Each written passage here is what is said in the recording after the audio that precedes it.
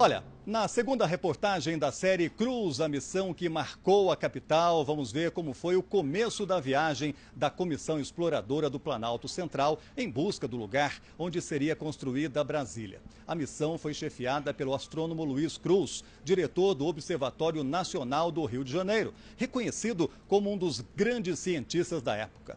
Cruz escolheu 21 cientistas para participarem do estudo. Pela primeira vez, o governo brasileiro enviava uma comissão para cumprir o terceiro artigo da Constituição de 1891, que determinava que a nova capital da República deveria ficar no Planalto Central. Mas a ideia de mudar a capital é bem mais antiga. A continuação dessa história você acompanha agora.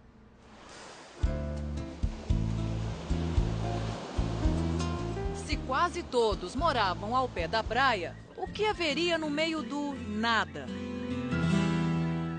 A expedição não sabia bem o que encontraria no sertão. Havia um preconceito muito grande em relação a essa região.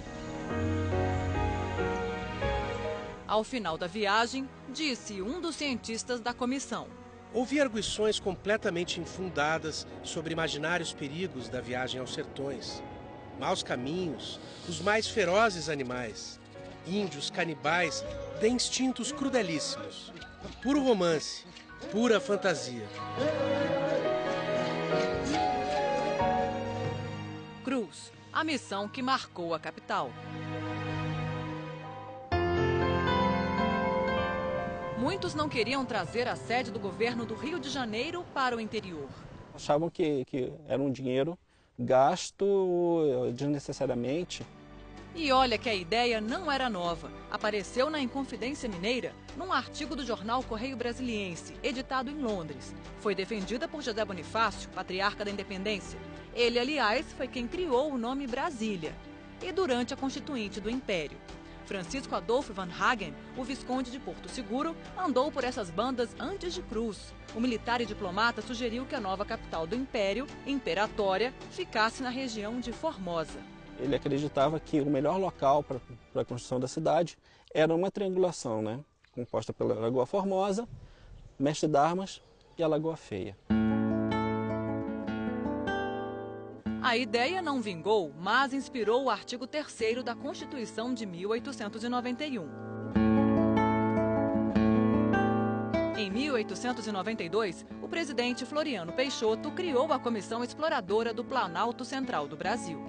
Não nos iludimos a respeito da magnitude do assunto e, ao mesmo tempo, da responsabilidade que ia pesar sobre nós perante o país inteiro, aceitando tão honrosa como espinhosa tarefa. A tarefa: estudar a região e demarcar uma área de 14.400 quilômetros quadrados.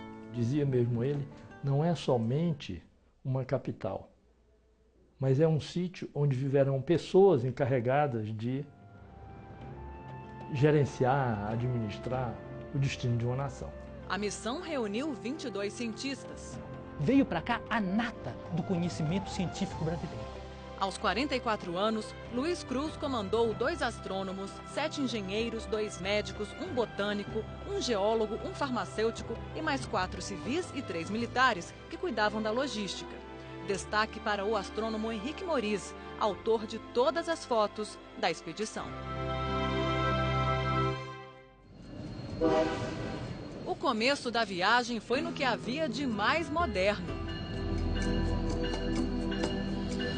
A comissão saiu em 9 de junho de 1892, da estação Dom Pedro II, atual Central do Brasil. Hoje a mais movimentada do Rio de Janeiro. O prédio é o mesmo, mas não há mais viagens para outros estados. Só marcas daquela época. Do Rio de Janeiro, a comissão parou em São Paulo e em Ribeirão Preto. Hoje, uma estação para transporte de carga, mas na época, os trens da Mogiana também levavam passageiros.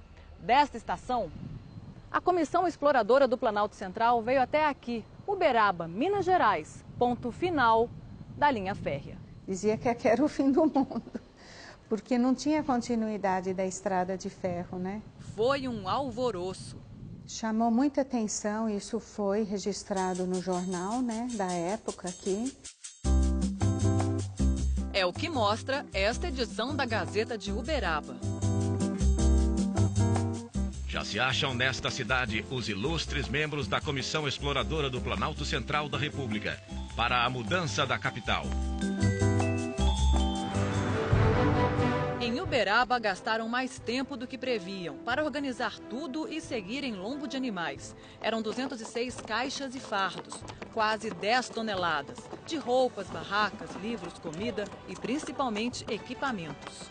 São 14.400 quilômetros esse quadrilátero, a área desse quadrilátero, e demarcar isso não é fácil. Era instrumento de passagem meridiana, teodolitos, uma série de sextantes, uma série de instrumental astronômico que, a partir das estrelas, você poderia determinar latitude e longitude. O Museu de Astronomia, no Rio de Janeiro, reproduz um pouco dessa dificuldade. Olha o tamanho dos instrumentos portáteis. Naquela época, o centro do país tinha algumas trilhas, traçadas há tempos por índios, bandeirantes, fazendeiros, vendedores, contrabandistas de pedras preciosas. Sim, nos séculos 18 e 19, havia pequenas cidades, vilarejos que viviam de lavoura, pecuária e principalmente da extração de ouro e de diamantes. Lugares por onde a comissão passou, e ainda rios, mata fechada, cachoeiras, até chegar ao primeiro grande ponto da expedição, Pirenópolis. A antiga vila Meia Ponte surgiu no século XVIII com a busca de ouro. Quando cientistas passaram por aqui, Piri já vivia da agropecuária. Eles ficaram impressionados com as ruas de pedras, os casarões e a igreja matriz de Nossa Senhora do Rosário, a mais antiga de Goiás. Nesta casa foi tirada a foto mais conhecida da comissão, debaixo de uma jabuticabeira. O quintal continua parecido. Aqui, um dos locais mais conhecidos, a ponte sobre o Rio das Almas. Cruz tinha muito interesse em Piri por causa da localização e da altitude. Outro interesse de Luiz Cruz em Pirenópolis ficava um pouco afastado da cidade, na Serra, numa região de morros. Ele queria tirar a dúvida que intrigava todos os geógrafos daquela época, a verdadeira altitude do Pico dos Pirineus. Como foi o trabalho para medir o pico? Ele era ou não o mais alto do país? Essa aventura a gente conta amanhã.